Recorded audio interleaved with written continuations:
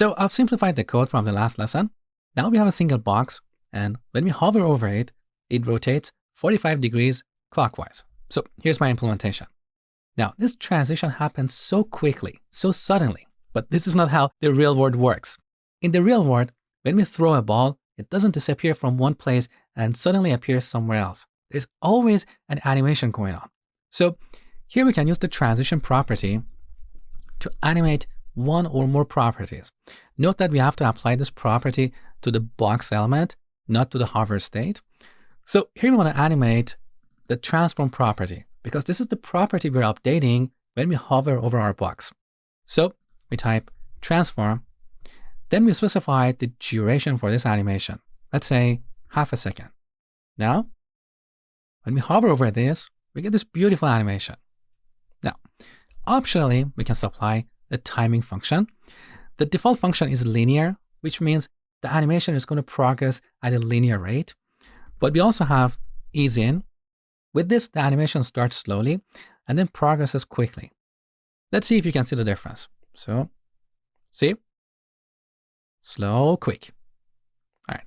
We also have ease out, which is the opposite. So the animation starts quickly and then slows down. Then we can also specify a custom curve using the cubic Bezier function. If you go to cubic-bezier.com, you can create a custom cubic Bezier curve. So over here, we have this curve. We can move these points around to change how our animation is going to progress, and then compare it with one of the built-in timing functions. So here's the linear function, here's ease in, ease out, and so on. So over here, we can see the comparison of this custom curve with the linear function. So let's click on go. Here's what happens. So the box with linear animation progresses at a linear rate, but this other box, the animation starts very quickly, then slows down, and then speeds up. So if this is what you like, then you simply copy this curve and paste it over here.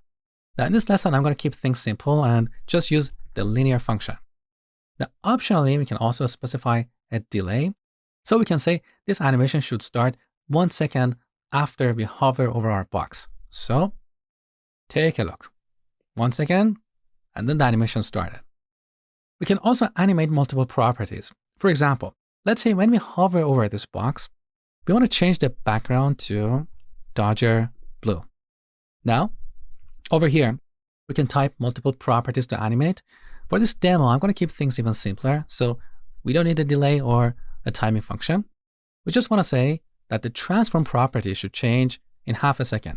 Then we type a comma, followed by the second property we want to animate, in this case, background. Now here we can use the same duration or a different duration. It doesn't really matter. It really depends on what you want to create. So with this, now when we hover over this box, we get this beautiful animation.